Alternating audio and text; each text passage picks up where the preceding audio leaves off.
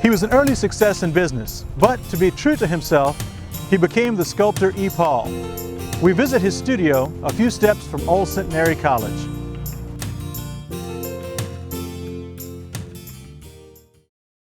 Creativity is a vital function. The good Lord created the earth and made all these things over here to do this and that and the other. But and I think He gave all of us a certain amount of creative ability. And most of us have a full range of that ability, but I was just born lopsided over in the design area. And I also got an ability to do repetitive action. And it's a thing that means you don't get bored doing the same thing over again as long as you're getting accomplished. And you can see what's going to be coming out, say, 6 months from now. If I'm starting to bore through a log and I start on this side, I can mark the spot where the hole is going to come out the other side, you see.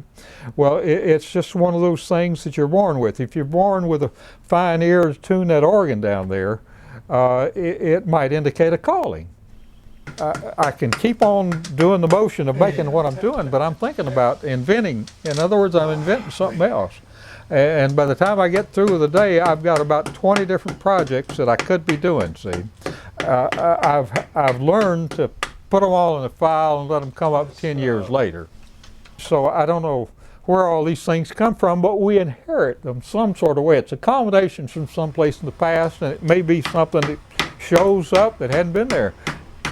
There are abilities to evidently to see through different things that some people have that other people don't.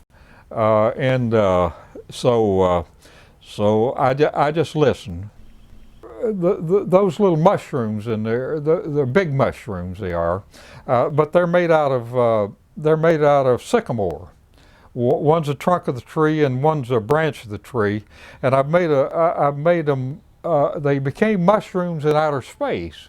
I was trying to make the backwash of some of the rockets going out there, and I still had a big cone up at the top. It's the top of the rocket. And somebody came along and they said, they sure do look like mushrooms. So I said, well, maybe they could be mushrooms in outer space. So then somebody else came along as I was carving a little bit more on them, and so they said, that looked like it could be a goat.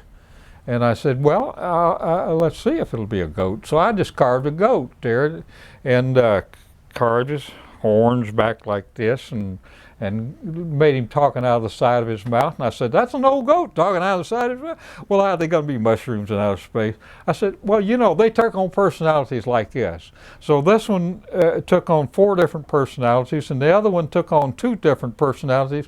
The little one looked like E.T., one like E.T. the Thinker, and then one just gazing out into space. And everybody thinks that's the old goat talking out of the side of his mouth must be one of our politicians. And I hadn't figured out which one it is, so I'm not telling them. I did the first carving when I was 5 years old. I got kicked out of the largest kindergarten in Louisiana because they sent me home with a book full of birds that I had drawn, see. It might have been an indication to somebody the direction that I was heading then, but everybody wanted me to do something different than that, you know. So this was the first indication.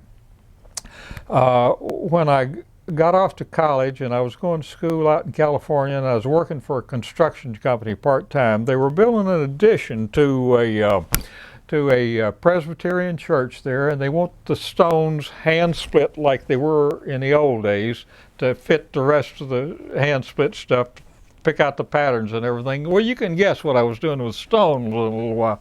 It was kind of an automatic process, and I ended up owning 3 insurance agencies down here on the river, and I had 5 houses in one town, and you can guess I couldn't live in all of them, so I had to rent them. And I was partners in a outfit. We hauled steel off the wharves in Baton Rouge.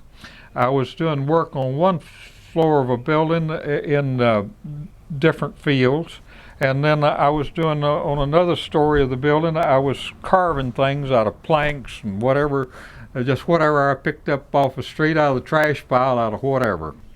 And so I said, well, you know, what am I killing myself for? Why don't I go off and do what I'm called to do? So I kept, I'd sell off this business or give it away or do this or that or the other with it.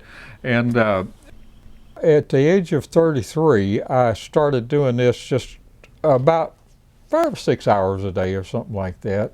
And then as I could get rid of this business or that business or the other business, I did. It got to be a full-time occupation. It's just no doubt that I was cut out to do it, you know. It was a long time after I was doing it before I figured out a lot of things and why I was doing it and how I was built and so on and so forth. I just didn't know we were put together that way.